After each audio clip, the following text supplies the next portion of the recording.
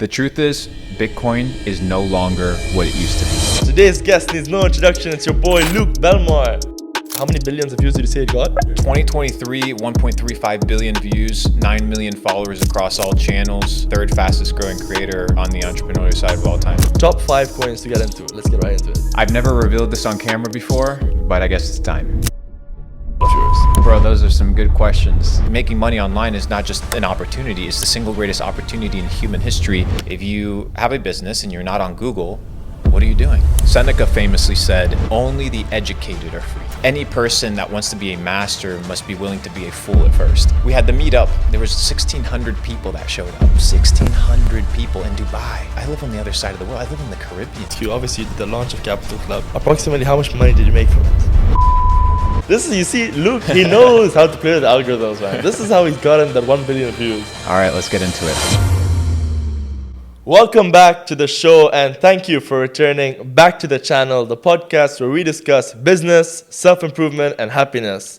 Today's guest needs no introduction. It's your boy, Luke Belmar. Thanks for having me, brother. Good to be back on the show. I think it's the second time in Dubai. Exactly. When brother. I first started making content, you were one of the first podcasts I came on. I think we've done over 80 million views in short form ever since. So it's good to be back, bro. Thanks for having me. Bro, your tips went viral, and since then, I don't know, how many billions of views did you say it got? You've got in the last year? 2023, 1.35 billion views, 9 million followers across all channels, third fastest growing creator on the entrepreneurial side of all time. God damn, bro. And I'm taking some of the credit for that, bro. I put in the first video. For those watching right now, they want to make money. Top 5 coins to get into. Let's get right into it. I mean, let's get right into it. Let's first talk about what the last year of crypto's been. We start with the Bitcoin ETF. It gets approved. BlackRock, as we know, has come into the game, and they come in super strong. They understand legality. They understand the frameworks of the law. They're never going to lose. They have every politician, every government official in their pockets. They understand how the game is played, and now they're coming into Bitcoin. You see Larry Fink, who's the CEO of BlackRock, now become an apologist and an evangelist for Bitcoin, which is not only surprising, but it's very exciting for everybody that's been in crypto since early on. I've been in crypto since 2016. I started buying my first Bitcoin at $588 when I was a little bit of a brokey. And ever since then, it's matured from being a gambling coin to really being a store of value and being a hedge against bad policy of the US government. I would think right now we're looking at an ETH, ETF, which I think we have the potentiality of ETH exploding and going past $10,000. I think it's an extremely good play. ETH, all right, that's one. We have the Telegram Open Network, which is TON. You see Pavel Durov, who's the CEO of Telegram. He's come back on the scene. Multi-billionaire lives in Dubai, right? Yeah, and he's one of the few people who's actually gotten citizenship, which is absolutely crazy. So when I look at crypto, I always bet on winners, winning people. I like betting on winning teams, not on speculation. So you have TON, Telegram Open Network. You have obviously ETH. I think it's going to go past $10,000. You don't want to be speculating. You want to be investing into things that are doing well and people that have winning teams. But do you think Solana might flip ETH? If it does or doesn't, I don't really know. And yes, there may be a lot of movement when it comes to retail and stuff like that. But I think as well, we see a $500 Solana this bull run, which is really good right now. I think we've been talking about Solana since $30, and the bear market's going to do extremely well. I've been talking about TON since $2 billion market cap. I mentioned it in the Buy Heza podcast. Right now it's at a $25 billion market cap. So people that watched that video, they could have easily done a 10x on their portfolio on that specific play. So they need to listen to the ones you mentioned now. And we have two other coins that I think are going to do extremely well. They're not out yet. The first one is Monad, which is a layer 1 competing on the EVM, which is the Ethereum virtual machine. It's run by Jane Street. How does the ticker symbol Monad? So Monad, it's not out yet. How do you spell it? MONAD. MONAD, okay. And then the final one, we'll leave it in the comment section for people to scout for it. I think it'll be good. This is, you see, Luke, he knows how to play with algorithms, man. This is how he's gotten that 1 billion views. He knows how to play with the algorithm. I've noticed that you always look through the comments, you always reply to them, you're looking for the data sets. You get your audience to actually that's how you build a community, you know? That's one thing I've realized about you when it comes to other people who create content. How have you managed to build such a strong community that you have wherever you go around, you did a meetup in Dubai, so many people come, they have so much respect for you, they want to learn from you so much. How have you built that community? I think people resonate with my story. I think so many people come from the trenches. I mean, you come from nothing. I come Yeah. from nothing. We have a very similar story. We have to hustle our way to being in the rooms that we get to be in today. I come from, like I said, Argentina, $200 in a suitcase, pressure washing basketball courts, cleaning toilets, all the way to sitting with billionaires. I'm far from being a billionaire, but the fact that people watching us are people working at restaurants, people that are starting from the trenches, people from third world countries, makes you realize that hope and opportunity is there for all of us, which is why I talk about the internet as the new gold rush opportunity. The year was 1848. And rumors were heard in the eastern colonies of the United States that in the West, gold had been found. Once the president confirmed that, yeah, in fact, there was gold that had been found in the American River, 300,000 migrants moved from east to west with the hopes of finding gold, changing their lives and changing the lives of their family, finding opportunity. But unlike 2024, which the year we're in today, back in the day, you would have treacherous animals, bad terrains, thieves, and the ability to really monetize this opportunity was difficult. Today, you have access to this digital gold rush through the click of a button. You have access to social media. If you have access to free AI tools, there's literally no excuse for you to start making money online. When I started making money online in 2016, it was kind of taboo. It was really not really popular. It was kind of getting there. But today, making money online is not just an opportunity. It's the single greatest opportunity in human history, because the internet does not care about your skin color, your religion, your background, your history. The internet cares about, do you have value to provide in the marketplace? And if you have value to provide in the marketplace, the internet will reward anyone.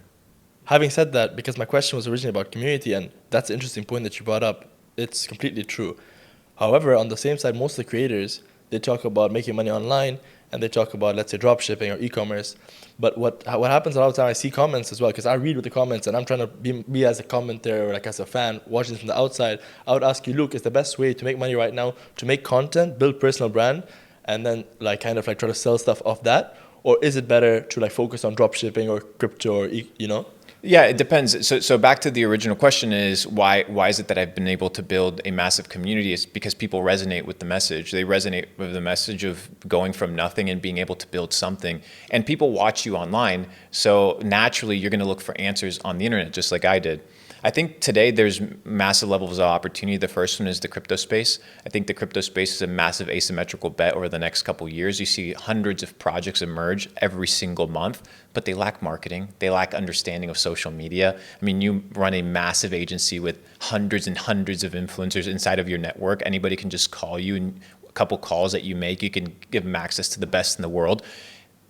You couldn't do that if social media didn't exist. You've been able to build a massive network because of that. Just like that, I've been able to monetize my personal brand. My personal brand is like a digital resume. So whether you create content or whether you have a phenomenal brand that happens to be on the internet, people are always looking. And what I love about the internet is that people talk about the internet as a fad, but in reality, where do we spend most of our time? We spend most of the time on our phone and on social media. So instead of trying to bring people into somewhere where they're not, I go to where they are, and that is the internet. So I think building a personal brand or having your company on the internet is phenomenal. Let's say you have a regular business, plumbing business, you're an electrician, you're a car salesman. You should have a social presence. It doesn't mean you have to be making podcasts and content every single day, but why aren't you going to go where people are? If you have a business and you're not on Google, what are you doing? If you have a business, you have a website, but you have no Google SEO, why don't you? People are going to look for answers on the internet. You have to be the first one to show up. And that's why I think building any sort of awareness on the internet is a zero-sum game where you have nothing to lose and everything to gain. True. And you're 100% right. Like, you don't even have to, you just can document your day-to-day work. You don't even Simple have to create stuff. content. Yeah, simple Just stuff. whatever you're doing, film it. And also at the same time, I think that if you can literally make content. Like, I know that some people, they watch the show, like TV show Friends, and they're fans of it, and then they make a show just talking about Friends episodes, you know? And you get fans from just being a fan. It's phenomenal. Yeah, all these fan club channels, there's so many of them. All right, man, I have a question then. If I was to ask you, who is Luke? What would you define yourself as? I'm just another guy trying to make it. That's it. Trying to understand more of how the world works. I'm still young. I'm still in my 20s. I'm just another guy. Simple. I'm just a human being, bro, trying to figure it all out. And like I said, once again, I think that's why people resonate with me. I'm not trying to be this something that I'm not. I'm not trying to paint this persona of this character that is imaginary or far-fetched from reality. I think I am the personification of the potential that everybody has. That's a good way to put it. And you know the way you say that, because this was excellently put, at least to my next question, which is, how have you managed to be so articulate? Because I've noticed, and when you talk, there's certain things you do. You know, I've seen you do the hand signal, you know, brother, and the way you speak, it's very clear. Your pronunciation, your vocabulary, your vernacular, it's always on form. How have you managed to stay so articulate? Is there anything you do, any practices that someone watching this can watch to become more articulate? I read out loud. That's it. That's a phenomenal practice. So whenever you're reading, whether it's an article, whether it's a book, it may sound weird in the beginning because it feels like you're just like chanting to yourself in a room, but you begin to read and you begin to develop the skill of articulation. When it comes to communication, it's not about what you have to say. It's about, does the other person understand the message that you're trying to convey? That's the premise of communication. But before communicating, you need to understand how to develop your frame of thought and know how to think. Most people don't know how to think. That's why they don't have anything to say. The second one is just repetition. You know, iteration is the name of the game for perfection. If you want to achieve perfection, you just have to do something over an extended period of time. Today I go live on Instagram. I'll get 5,000 to 10,000 people that watch me. But I started doing this back in 2015, 2016, 2017. I would have 10, 20, 12 people watch me, and it was just a process of iteration.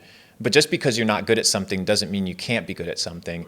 And any person that wants to be a master must be willing to be a fool at first. And most people just are not willing to be a fool. They're not willing to be ridiculed. They're not willing to be seen as somebody that is still in the process of development. And I'm okay with being ridiculed and laughed at, because at the end of the day, I'm just another guy.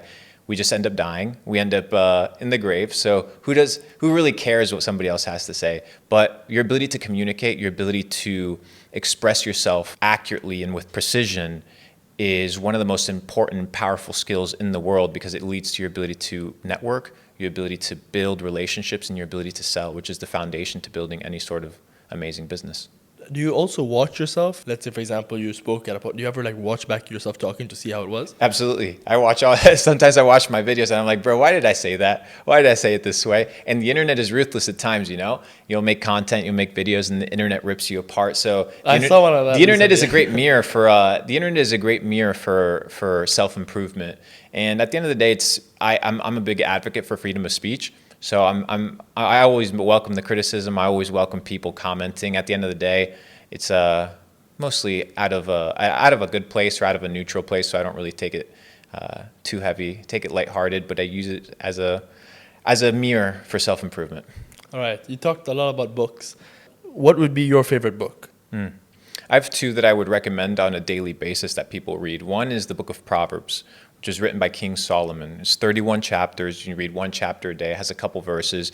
And they're fundamental truths and values and wisdom that applies to anybody regardless of religion, race, whether you're an atheist, agnostic, believer in God, believer in Jesus Christ, Muhammad, the Buddha. It doesn't really make a difference. It's fundamentally sound wisdom, and it's very short. The second one is a book by an ancient samurai known as Miyamoto Musashi. He wrote a book by the name of The Five Rings, and he wrote it in a cave a couple weeks before he died, where he expresses the art of war and the art of being a samurai, but he does it in a very poetic way that translates into simple values.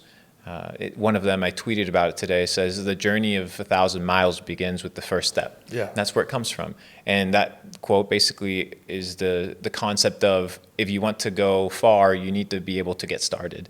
And it's that initial step, and it's that second step and third step that when you look back, when it's all said and done, you've been able to walk a course of miles that, had you not taken that first step, would have never taken place. So the Book of Five Rings by Miyamoto Musashi, phenomenal read on a daily basis. And the second one is the Book of Proverbs by King Solomon. Interesting. It's two books I've not even heard of, so that's very interesting. What's the biggest issue you see in young men today? Obviously, you just had this meet and greet. What do you call it? Glitch meetup or DJ meetup. And you met a lot of your fans, young people, probably my age, 21, 22 out there. What would you say is the biggest issue you've noticed in people our age? It's interesting. I was doing analytics on my account over the last year because I have plenty of data. The average age right now that ranges for my content is anywhere from 26 to 38, which is a lot older than you would presume, which is closer to my age in our demographic. I think the biggest issue that I see is comparison. The internet is a great place of opportunity, but it's also a great place of deception, where people compare themselves to something that they're not. I suffer with this. And we all do.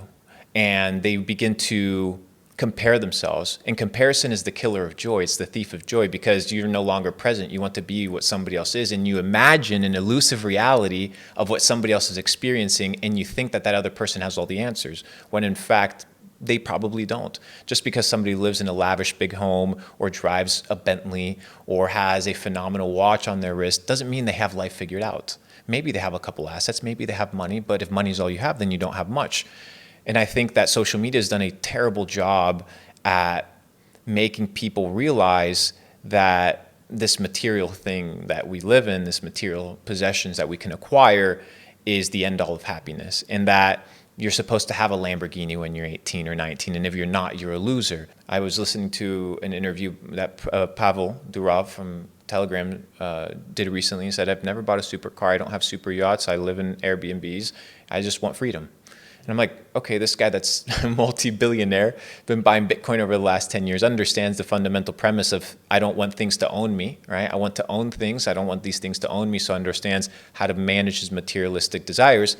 But in social media, I think it's very easy to see somebody else's life and think that they have it all figured out, when in reality, we're all still trying to figure it out. Look for those content creators that aren't here to sell you a lifestyle, but that want to empower you with becoming the best version of yourself, which is why I love this podcast, because it's based on happiness, self-development, and business, which are the fundamental keys to living a good life. And you've had different aspects of entrepreneurs, and I had a plethora of people, and I think that it's very healthy to find those people that are real and authentic, because authenticity is the premise of a life well lived. Because if you don't have authenticity, then you've lost yourself in the process. And I think that's the biggest issue that we face nowadays with men, the comparison that ultimately leads to the killing of joy. And that was well put. I think especially like when you see social media, the Instagram stories, like it's just real time. What are you doing right now? What am I doing? You know, whenever someone posts a story, it's likely that what they're doing is fun. And if you're sitting in the office, no matter which door you're opening, they're all doing something better than you. Because if you were just sitting in an office or sitting in a workplace, it's just gonna be a boring setup. But if they're posting on their story, they're out on a yacht. Or so when you open your stories, you will see like everyone is having fun except you. Because if the fact that they're posting a story means they're doing something interesting. And I think in real time, you look at yourself and you say, like, okay, what am I doing now? And what are these other people doing in this moment? And you just compare yourself, and it just makes you feel so bad, you know? That's why I think a lot of people should spend less time on social media as well. Because I think there's only so much you can limit yourself. How would you stop comparing yourself? Like, what would be the counter? Let's say, for example, if someone today was comparing themselves a lot, how would they stop? I mean, first is understand that, like you said, people on social media, they just reflect the best aspects of themselves. And that's what social media is for. It should be for business. It shouldn't be there for, when people talk about drama and when people are out here talking about people's personal information. I don't like that. That's gross. I think the internet is about business. I think it's just a vehicle and a channel to materialize things into the real world. And I think that this is what matters, relationships. Like, fuck the cameras, like we're going to dinner after this, we're going to have a good time. That's what matters. But had it not been through the internet, we would have never been able to do it together. We would have never met. We had the meetup. There was 1,600 people that showed up. 1,600 people in Dubai. I live on the other side of the world. I live in the Caribbean. 1,600 people in Dubai. What matters is the experiences, the hands that you shake, the stories that you listen to. The people that are comparing themselves first need to realize that most things on the internet are just the best versions of people. It's not people's realities, it's just glimpses into people's lives. And for the people who are like, oh, well, those people don't make money. Let me tell you something. People make money.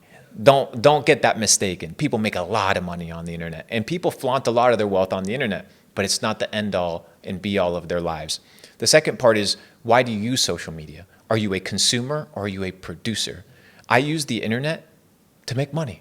I use the internet to build community. I use the internet to find connections and relationships. I'm not out here doom scrolling on TikTok, wondering what Kim Kardashian and Lady Gaga are doing on their free time in the Frappuccino that some other bullshit influencers cooking up. I don't care.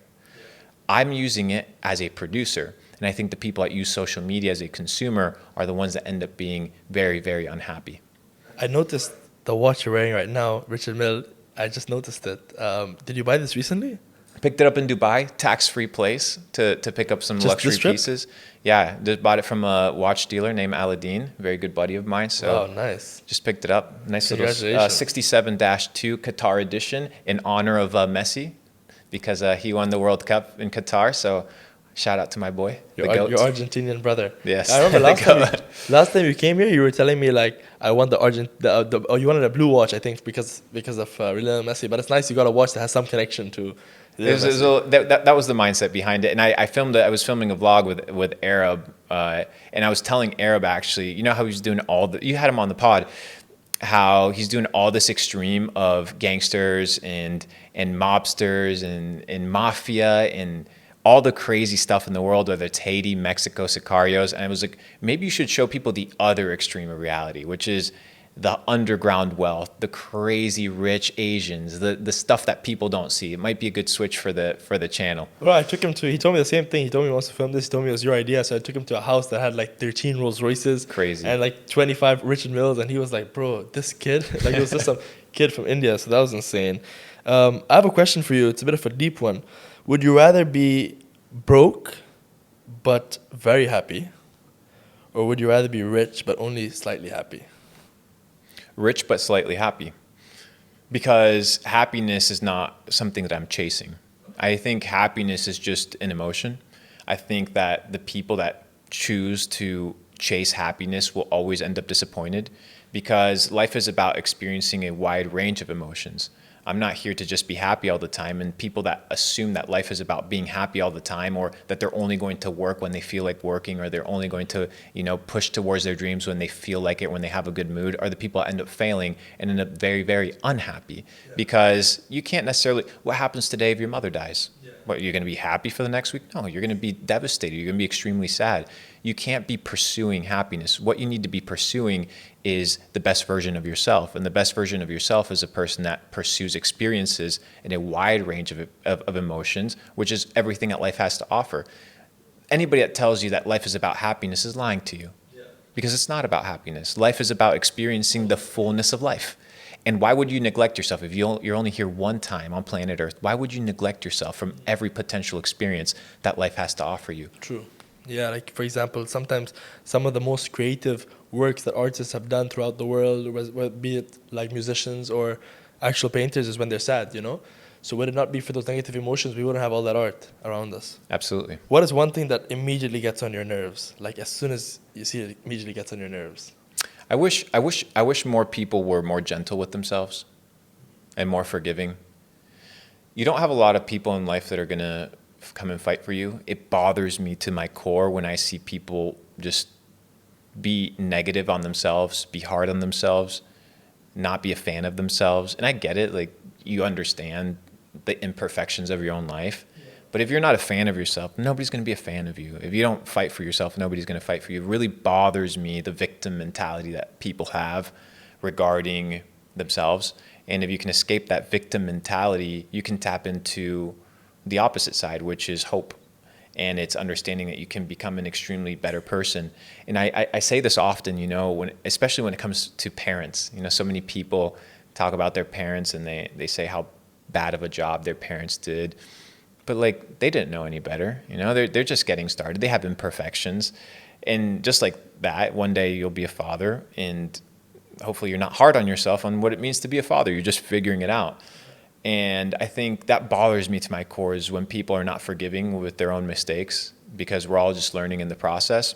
So I think really rewiring your own mindset and understanding that we're all here learning together, and then you're not going to have everything figured out. You can't be stressed or upset or frustrated at the process of figuring it out. When you were riding a bicycle when you were a kid, trying to figure out how to ride a bicycle, just like we try to figure out how to live life, you weren't out here upset at yourself all the time. You understood that you were going to fall, you were going to bruise your knee, you were going to probably cut yourself a little bit here and there, but you were going to get up and eventually you were going to figure it out.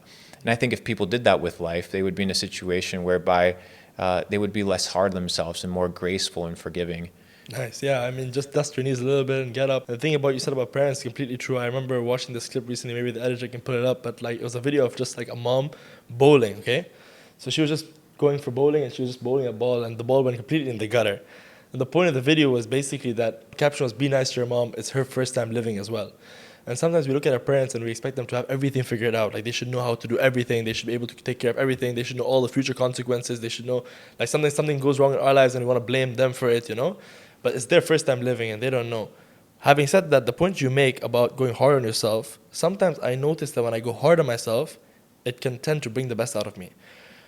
Would you say that 100% of the time that love is more of a stronger force than, for example, if I was to like get upset at myself, would it be better to be like nice with myself and be like, come on, bro, you can do it? Or would it be like, you fucked up, you messed up, you shot the bed, do better next time? Because sometimes there's something called tough love, which helps you as well. What do you say is a stronger force for improving yourself? I think the highest form of self-improvement or the highest form of pursuit shouldn't be out of love or shouldn't be out of hate, should be off of authenticity.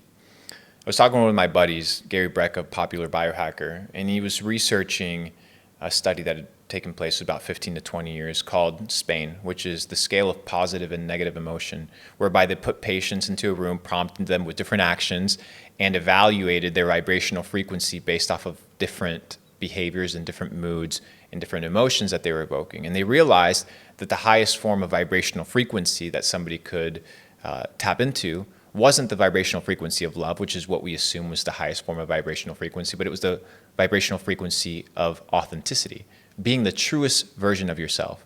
So I think, yes, there is a place whereby you have to be hard on yourself and challenge yourself and discipline yourself when you look at yourself in the mirror and you don't have the physique that you want. Yes, be authentic with yourself and realize that there's a better version of yourself out there. If you're not eating good food, yeah, be hard on yourself and be like, hey, you're cheating yourself from a healthy habit. If you're out here sleeping around with women, if you're out here, fucking around, if you're out here doing drugs, if you're wasting your time, yeah, be hard on yourself because that's not the best version of yourself, but do it understanding that the most authentic version of yourself is out there and it's not this current form. So the highest vibrational frequency is tapping into the best version of yourself, not out of love, not out of hate, but out of authenticity, which I think is extremely, extremely important. I have a question then for you because obviously I've seen your brother is super jacked. Are you gonna be starting the journey of? I got to get on my bulk, bro. I got to get on my bulk, and I got to start tanning more. But right now I do about 9 months out of the year. Hotel just been a little bit crazy, but I'm gonna next time we see me, I think part 4, I'll give you my word. Jacked Luke. Shredded anime shreds. I think anime shreds is the way to go. I don't like being a gym bro too much. Yeah, people just think you're on steroids then. Yeah, I like the healthy lifestyle. I like the mobility. I like the flexibility. I like feeling good. And just because you're huge doesn't necessarily mean that you actually are healthy. So I think a balance of both, having good skeletal muscle, but also flexibility and making sure that your biohacking is in check is good, which, by the way, this week we are going to go ice bath, sauna. We're going to have a good session. Deal. I'm in. All right, so I want to quickly go back to crypto for a second because you mentioned a few good coins. I wanted to ask you any shit coins that you think might blow up this, and like you won't take any like responsibility. Obviously, shit coins are high risk. Before a shit coin, because everything can be irrelevant in about 30 days. You know how meme coins work, but I'll give you the premise of what makes a meme coin valuable. I tweeted about this, and I think it's important. I said the reason why meme coins work is because there's no complex tech, no bullshit narrative. It's just community and hype. That's it. So when you're looking for meme coins, when you're looking for these 100Xs, when you're looking for these 1000Xs, which are out there and people have identified trends, look for high quality community, understand that the team that owns the token, they need to be able to hold a certain level of the supply. If the supply is not well managed, which needs to be distributed to exchanges, if they end up getting listed, they need to have that in their reserve. If you have no tokens and you're part of the team, what type of incentive do you have for the price to go up? You don't, right? It's just very simple. And then finally, it needs to be on trend and on narrative. So now you see tokens on the likes of Base Chain rolling out. So Base Chain is the Coinbase chain that's rolling out. You're going to have shit coins and meme coins rolling out on Monad. You have them rolling out on Solana. You have the ones like Brett, for example, on Base that is doing extremely well.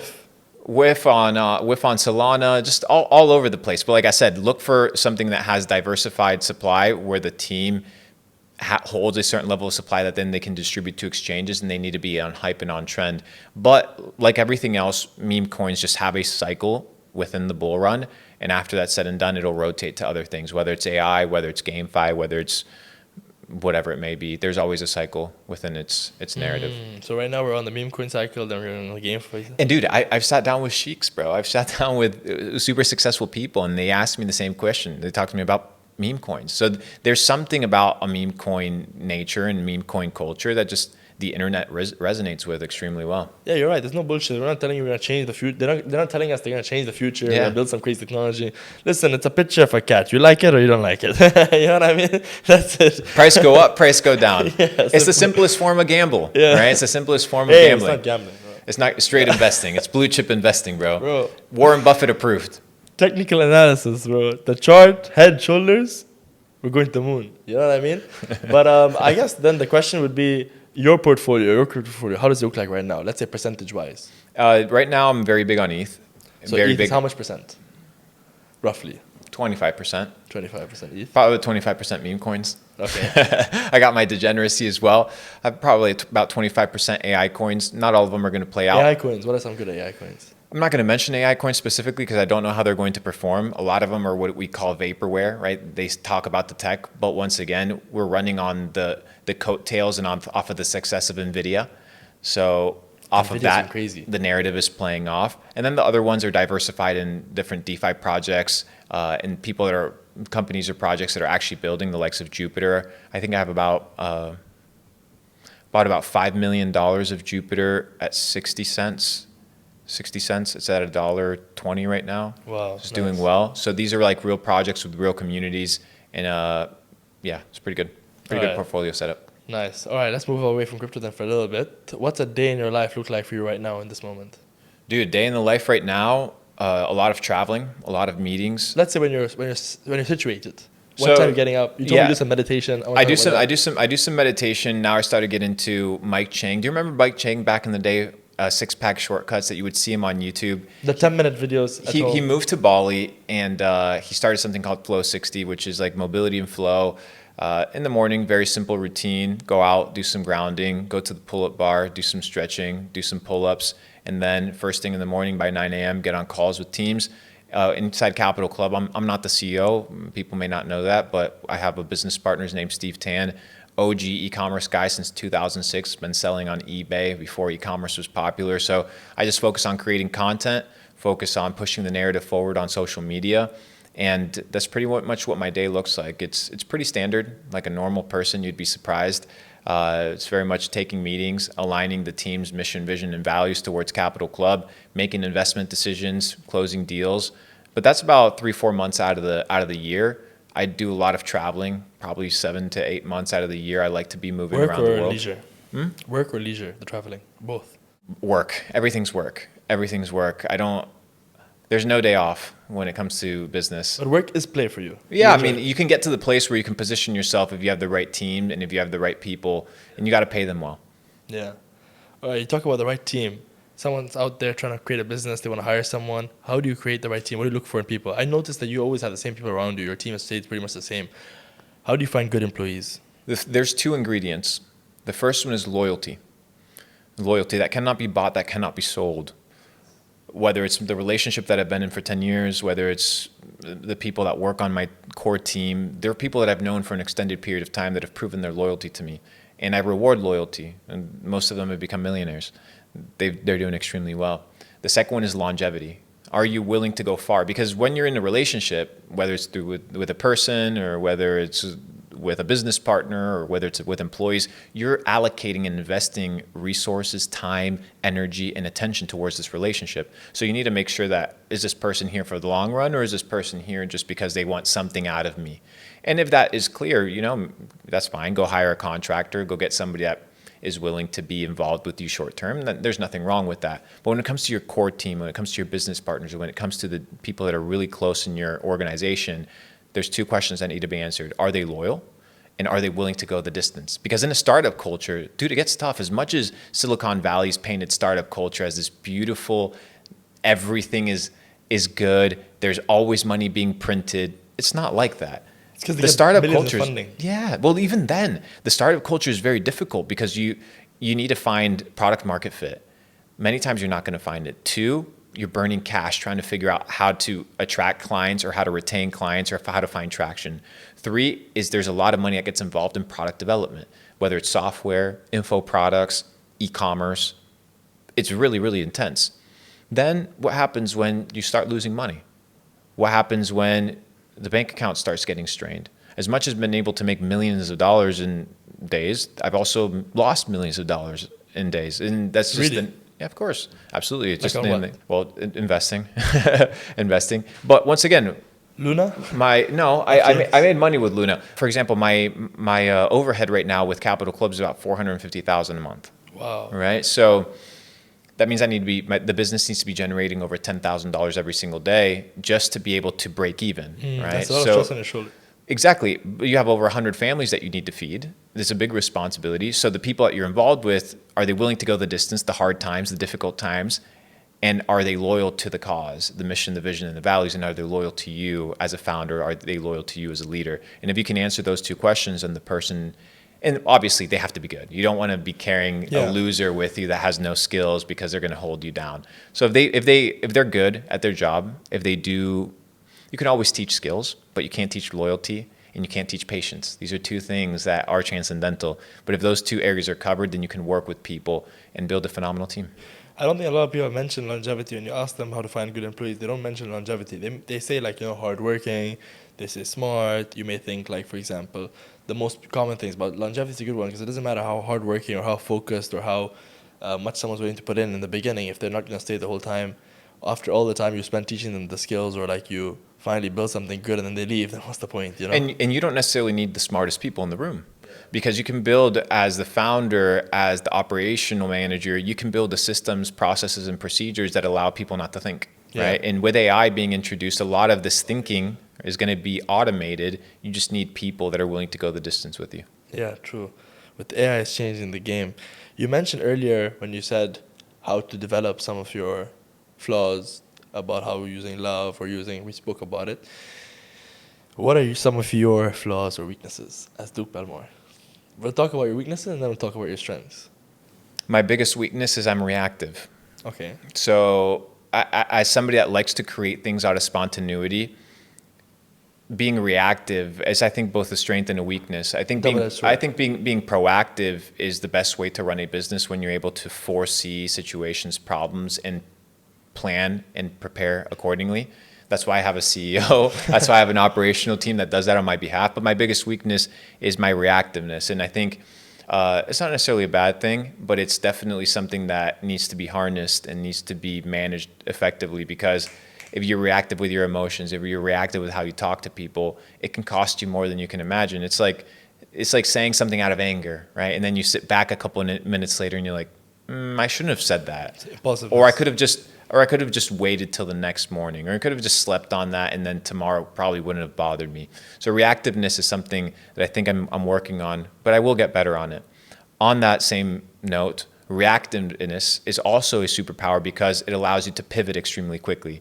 If you're all about systems, processes, and procedures, and you move slowly, one thing goes wrong, exactly. Well, you don't know how to pivot. You don't know how to move. And I think that's also kind of one of these street skills, right? Where it's like, you know how to move. People that know street skills, they understand what I'm talking about, which is, hey, when something goes wrong, you're there to solve the problem because you understand the reactive process. But it's a double-edged sword. I think reactiveness is definitely something that I'm working on, but it's definitely something to juggle. What is something, we talked a bit about parents earlier, what is something that your parents did in your life that you loved? And what is something they did maybe when you were growing up that you hated, or maybe hate's a strong word, but you didn't like? When I think about my parents, as much as you can mention like flaws that people have done or things that you don't like, at the end of the day, just look at the byproduct. You look at the byproduct. And so like I look at my brothers, I look at myself, and the byproduct is good. We could have easily gone down a different route, but the values instilled in us, the principles on how to live a good life were there. So instead of looking at the negatives, I look at the positives, and I look at the outcome of my life, and it's obviously you have to make decisions yourself, But as you're growing up, you don't make decisions. Decisions are made for you that dictate your life path. So whether it's, being forced to go to English school when I'm in Argentina for 6 hours a day, which was ruthless. Today, I'm probably one of the best speakers in the world. Why? It's my second language. It's not my first language, because my parents took me through an educational process that allowed me to do that. But like I said before, you just look at the byproduct, and the byproduct, I think, is quite good, and I'm pretty happy with the work that they've done. And once again, my dad, for example, he didn't grow up with a father. He just my grandmother was a hardworking baker. She was a baker. Wow. as a profession, and she would sleep behind the stand in the bakery.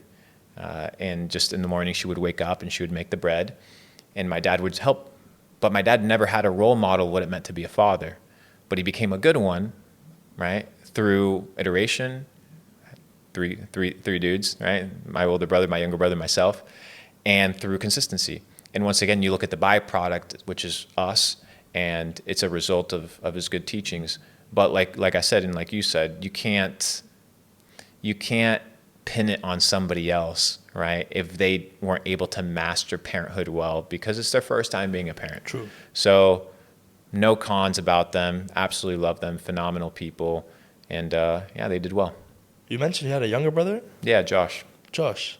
I only know Nate. Yeah, my younger brother. He's low key. He lives off the internet. Him and I started doing e-commerce together many years ago.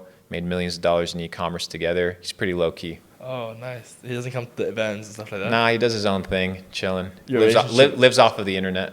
Your relationship with him is solid. Yeah, I have a good relationship with my family altogether. We don't agree on everything. Building an online presence is definitely something that you have to kind of protect your family and protect your relationships and things like that. And those that don't like to be on the internet, it's totally fine. I respect it. Yeah, makes sense. I mean, everyone has their choice. Absolutely. You talked about your relationship, and you did that. You have a 10-year relationship. So first of all, that's crazy, and I know the story because I've met your girl. In fact, she's sitting right there. And what do you think about this new culture nowadays, where these entrepreneurs or these red pill, they want to have 4 or 5 girls? And I'm not saying obviously I know in Islam, there's obviously the Islamic view of things, which is unflawed in my opinion. But I think that also with the times have changed, and obviously it's not a necessity that you must have many women. But for you, what's your thoughts on it? I mean, everybody can live their own life. At the end of the day, the more people that you share a bed with, you give them a piece of your soul, whether you like to or not. You give them a piece of your memories. You give them a piece of yourself. So you just have to be very careful who you decide to spend your time with. And at the end of the day, like I said, I reward and I enjoy being with people, and hopefully they do too, where loyalty and longevity are pillars of a relationship. So my girl used to drive me to work. I used to toss wings and work in the kitchen. She would drive me to work when I didn't have a car. So hopefully now we're able to build something together that's a dope life.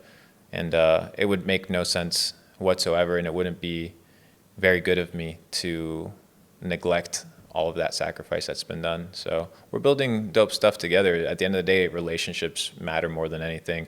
I could be under a bridge and I know she'd be next to me, and I could be sitting in a palace with the best of the kings, and she would be right next to me. I think as well, I think nowadays if you have another, honestly for me, I think I would only have one wife, and I would stick to that, because I feel there's some sort of betrayal that happens when you have another partner, and I think that the relationship won't 100% be the same. You know what I mean? And it's just interesting how people do it today. Well, the question is, why do you go into a relationship? Do you go into the relationship to satisfy yourself, or do you go into the relationship for the better of the other person? When you go into a relationship, at least my perspective was to bring the best version out of the other person. Not, does this person satisfy my sexual desires and my sexual needs all the time whenever I want to? And if the answer is no, let me go find another person that does that. Yeah. And I know there's people that can't keep their dick in their pants. I can. I have self-control. I've understood the art of managing my sexual emotions, and understood that it's not the end-all be-all. And if all you do is fuck around all day, eventually it'll catch up to you. A lot of people don't realize that they do all the other self-improvement stuff, but then they have that flaw which they don't really work on as much. What is something that you used to enjoy doing, but now you hate doing it? Fast food. I used to love fast food. Chick-fil-A. Really? Sweet tea. Wedge fries. but I was almost 200 pounds once. And then, Really? yeah, I was almost 200 pounds. And then I had a transcendental experience that led me to realize that I was harming my body. Ever since then, I haven't touched processed, food, haven't touched junk food, and really focus on, it would be like 4 p.m. and I would feel tired and slow and lethargic. Sluggish. I would have bags under my eyes, and I would have to take energy drinks all day just to be able to make it through the day before I crashed. And then I changed my diet, fundamentally, radically changed my diet. I went through an 8-month raw vegan diet. I'm no longer a vegan. It was just a process of cleansing. And I was like, whoa, like I feel good. I feel energized. Maybe the food is poisoning me. Maybe the food that I'm consuming is there to keep me enslaved, keep me weak, keep me in a low vibrational frequency. And when I realized that, I changed my diet and my life changed. I developed a better physique. I had more energy. I was happier. My mood wasn't as aggressive.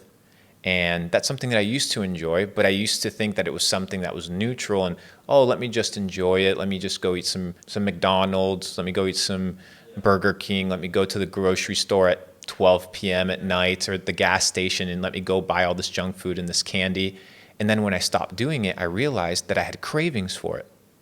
And I was like, whoa, this isn't something that I enjoy doing. This is an addiction. And I realized so many people are addicted to the things that they eat. I said, no, I need to master this, because if I can't master what I put into my mouth, if I can't master the food, then what can I master? Yeah, then you're Nothing. slave of it. And do you think that like this fast food, or like for example now people do the carnivore diet, do you think that's the way to go? I think yeah, I've tried it. I think different people have their biology, their body operates in a different way. I think different people thrive on different diets. I think it's about finding whole food, organic, clean food that makes you feel good, making sure your vitamins and your supplements are in check. No tap water. Stay away from tap water, stay away from fluoride, stay away from things that calcify your pineal gland. For those that understand what that means, you can tap into that wisdom and that knowledge and understand that back in the day, society or kings, monarchs, just like they do today, they utilize food as a medium of control to keep people weak and to keep people enslaved. If you have a society, you want to enslave them, you're going to keep them with the lowest form of food. You're going to keep them with the lowest form of water, and you're going to make sure that they're poisoned. They're just NPCs operating at their lowest potential form. But if you want to thrive, you need to be able to go back to the food that is organic, clean, and designed to nurture you. It'll change your life. If you're going to do anything, you're going to take anything from this podcast, change your diet, it'll change your life. What do you do to set your mind free in life? Seneca famously said, only the educated are free. Self-education, whatever that looks like for you, is the single most important ingredient to live a life of freedom.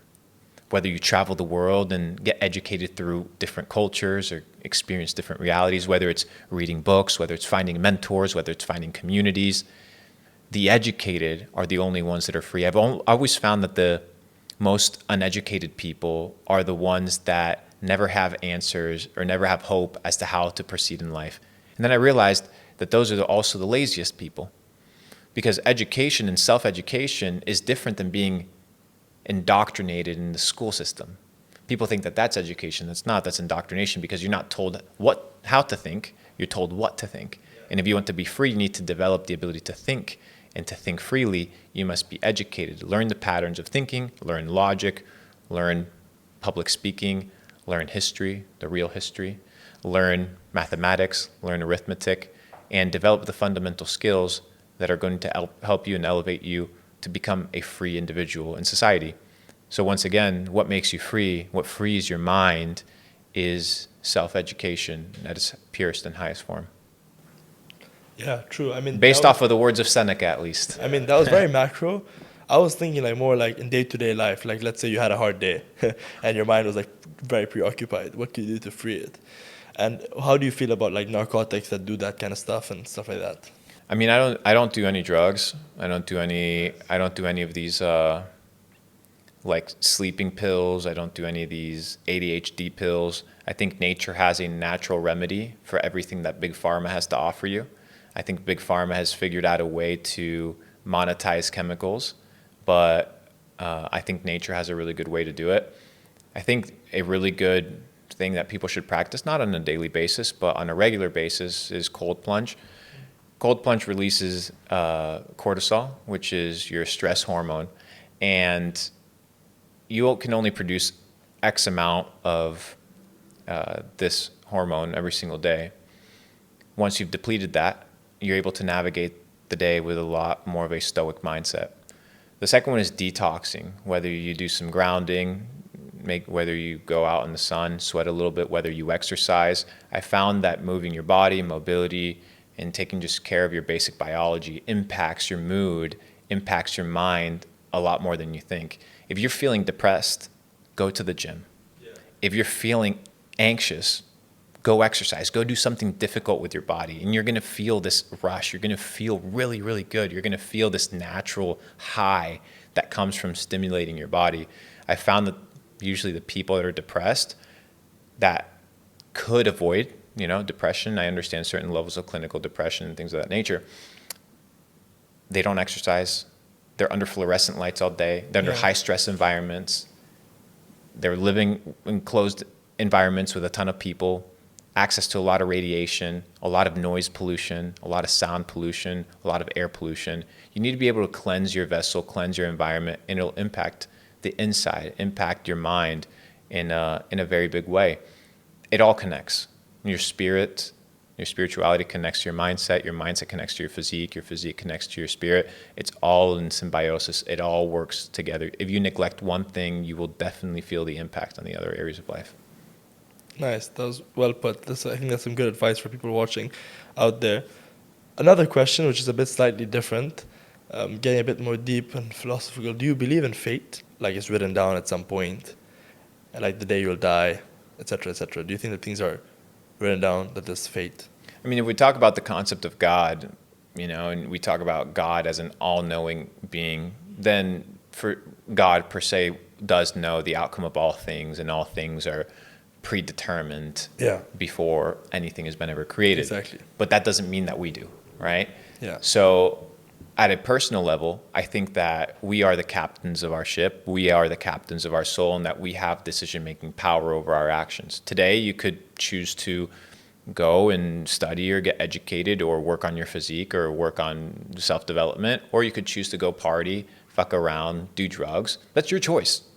Right? God isn't going to tell you here, that, this, and this. You choose. You have the choice. You have the freedom, and you have the freedom and the willpower to decide how you want to live, but you have to live with the consequences. So I think it's a duality from a supernatural perspective. Yes, I do believe God knows all things and knows how all things will play out, but I still believe in freedom of will and sovereignty to make decisions on a daily basis that do impact your future. What did you say in life? Do you have any people that you say are like are rivals? You find like rivals. Sometimes it's good to have like competition. And I wanted to ask you, is there anyone out there that you say is a rival of yours? No, I think I'm on my own lane. Yeah, absolutely. What we're creating, who I'm trying to become, is not based off of competition. It's based off of creation.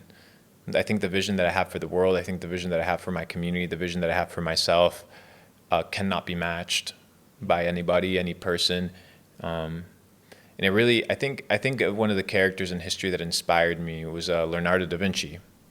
Leonardo da Vinci was this crazy guy that studied he has this quote that says, "To develop a complete mind, study the science of art, study the art of science, learn how to see, realize that everything connects to everything else." And he was a master of philosophy, a master of mathematics, a master of the science, a master of music, a master of human anatomy, a master of painting. And my entire premise of life is to become the best version of me. I'm not here to compete with anybody. I'm here to create.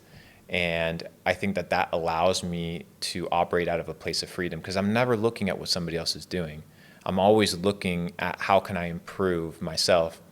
Because once you have, like we talked about, this concept of self-education, and you know where you want to go in life, then nothing's going to stop you. Most people are directionless, bro. Most people don't know where they're going. They don't know what they want in life, so they have to look at somebody else to guide them. I don't need somebody else to guide me. I know what I want of life. I know what I want from life. I know who I want to be with. I know what I want to become. Am I there yet? Far from it. But once you know where you want to go, All you have to do is follow the daily routines and the steps and the process and the ingredient list, the recipe list to get there.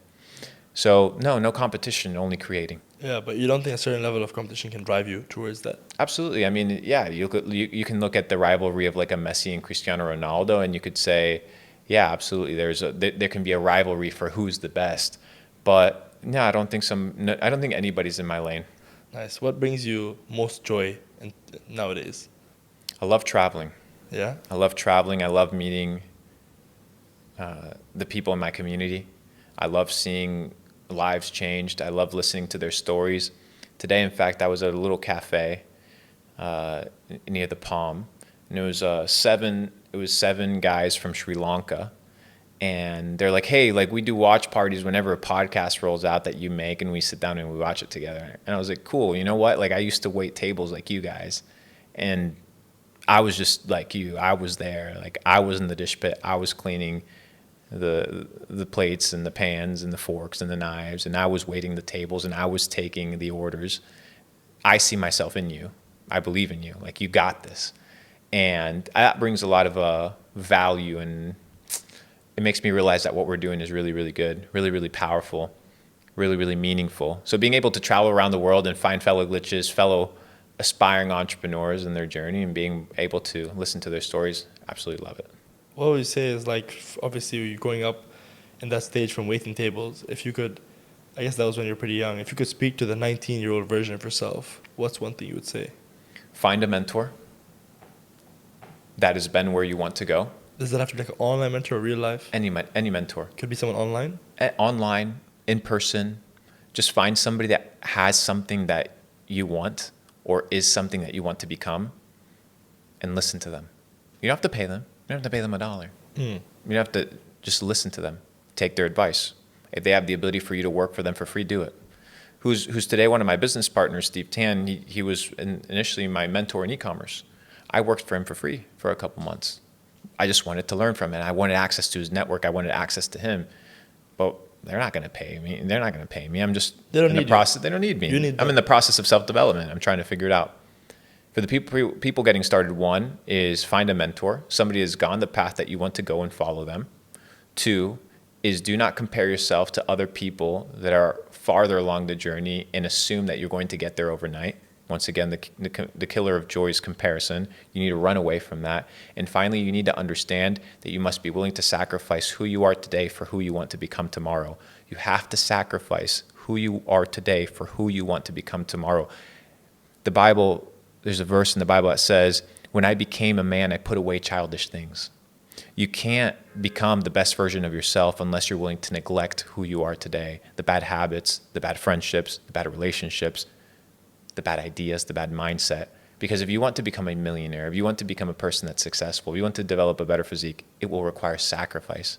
And if you want to get to the next level, it'll cost you. There is a price to success. It hurts. Like you've had to neglect friends. Yeah. You've had to neglect certain comments from family members. Yeah. You've had to work overnight for years and years. And nobody's going to see that. Yeah. Nobody, but that's the price. And you will either live the price with two aspects, because you're going to pay the price regardless of life. You will pay the price of discipline and hard work, or you will pay the price of regret. And the last thing I want to live is a life of regret. When I'm sitting on my deathbed by myself, my girl won't be there, you won't be there. It'll just be me, myself, and I will have to live and deal with the consequences and the pain of, did I pursue my fullest potential, or did I settle for average and mediocre because I wasn't able to sacrifice the current version of myself for who I was able to become? They say life is a buffet. You can have anything you want as long as you're willing to pay for it. The self-transformation that you talk about, I watched something interesting the other day, which is about, actually I read it. It was about forming an identity. And this identity then helps you to change those traits in your personality. Do you think is that the way moving forward? Because that's the premise of it. And I want to ask you, how do you shift that mental framework when, let's say someone watching the video, he doesn't feel like he is that man? How does he shift mentally to feel that he is that man, that he is that important person, so that he can start acting like it? Because if somebody else was able to do it and they're made out of flesh and blood and bones just like you and I, so can you. Yeah. Now, I'm not saying if you have these super intelligent guys that are human calculators that you're going to be able to process information Yeah. and put somebody on the moon. That's not what I'm talking about, because everybody has their unique talents and skills and abilities, but you need to be able to identify what these are and understand how far can you take it? How far can you push the limits? And if you don't feel like you can, what you need to do in a very simple format is begin trying and start developing the good habits in the small ways, because how you win is by developing trust in yourself. But if you don't show up to the gym on time, if you don't eat healthy food, if you don't say no to the parties that you shouldn't be going to, if you don't say no to the toxic relationships that you know you shouldn't be in, then these are the small things that are going to build trust. And if you can do the small things well, how you do the small things is how you do the big things, and how you do small things is the impact and the cumulative of your entire life. Because life is about building blocks. It's not about one success. Whether you look at Kobe Bryant winning championships or Michael Jordan, they didn't win the championships on that court. They won it with all the repetition and the action of the small habits over an extended period of time. So if you want, like I said, if you want to become the best version of yourself, first you need to start with the small wins. The small wins, the small things that you know you can control. Once you build that confidence, it'll lead you to bigger and bigger success. Nice. You talked a bit about Capital Club earlier. I wanted to ask you, obviously you did the launch of Capital Club, and it was pretty big. A lot of people signed up. Approximately how much money did you make from it? You know, that's what I ask everyone who comes on the podcast. Over $6 million in the first week. Wow, $6 million in the first week. Damn, that's crazy. Yeah, it was good. How did it feel? Normal. I mean, at the end of the day, it's not my money. It's the money that belongs to the business. As I told you, my overhead is $450,000 a month at its current rate. And, you know, I often say things like $10,000 is not a lot of money. Well, when my overhead is $450,000 and you do the math, it's not a lot of money. So when you look at a $6 million, $10 million, $20 million a year in net profits, a lot of that gets recycled back into building the teams, because I don't need any more money. I have a multi-eight-figure crypto portfolio. I have a multi-million-dollar portfolio. I have access to infinite amount of capital that I want to tap into in proportion to what I like to spend. And I don't spend much, so I live a life of tranquility. I don't have a lot of overhead, so I'm in a really good situation. Do I want to become a billionaire? Not by the number sign, but I want to live a life of freedom. And I think that if becoming a billionaire steals that from me, then I don't want it. Once again, comparison, right? I look at the billionaire and I say, I want that because that person has something that I don't. Well, what is it that they have? 12 Rolls Royce in the parking lot, but I can only sit in one at a time. 18 houses, but I can only sleep in one bed at a time. Yeah. So are these things that I've just bought into that equal success, or am I missing something deeper? And today I've found that I don't need anything. I don't need anything. As long as I have my health, as long as I have access to the basic needs taken care of, then I'm never going to position myself in a place whereby I'm consuming at such a high level that I end up affecting my level of happiness, and I affect my level of equanimity, which is the most important thing you can have. Equanimity is calmness of the soul. And I've said this once and I'll say it again. The wealthiest person is the one that wakes up with the least pressure on their chest. The one that wakes up and is like, I live a good life. You don't need a lot for that. You don't need a lot for that.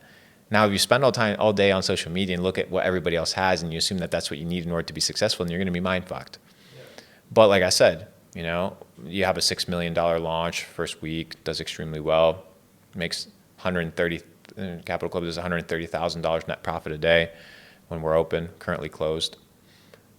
That money belongs to the business. It belongs to the mission and vision and values of what I want to build with Capital Club. I'm just a steward of the business, and thankfully I've been able to make enough money whereby I don't need to, take money from the business at this current time. So it's pretty good. If you had a crystal ball in front of you, and you could ask any question to learn anything, any one truth, it could be a truth about your future. You could say, when will my parents die? So you could plan for it. What question would you ask this crystal ball? Why are we here? Why the fuck did we spawn into this reality? What's the purpose of life? Why did we gain some consciousness? Why are we doing the things that we're doing? I want to get to the point in life where I have enough and the business is doing well where I can focus on finding these truths. Yeah. What would be your guess? I don't know.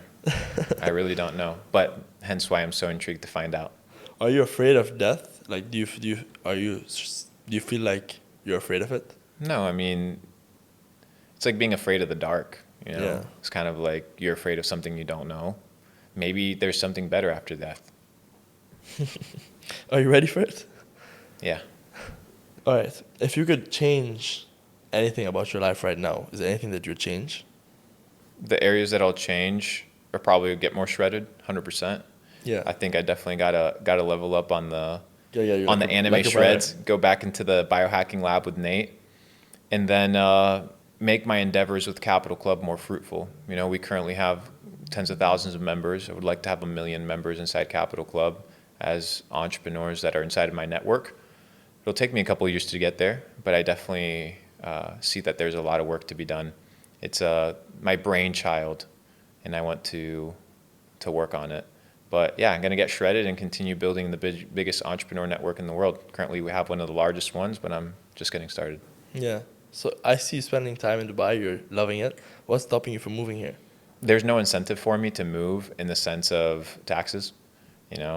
Once you have U.S. residency or citizenship, you're kind of fucked because it follows you all around the world. How much do you pay in taxes? Like how much? Well, I live percent? in Puerto Rico, so only 4%, and then capital gains is 0.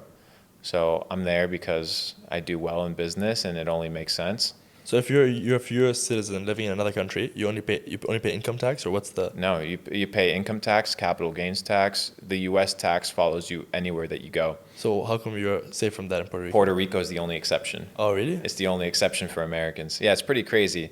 I moved there in 2020, I believe, during the last bull run to capitalize on the gains there. I did well, so I had to make sure that the government didn't take my money and send it to Israel to bomb poor Palestinian kids. Israel and Palestine. What do you think about the war that's going on right now with Israel and Palestine?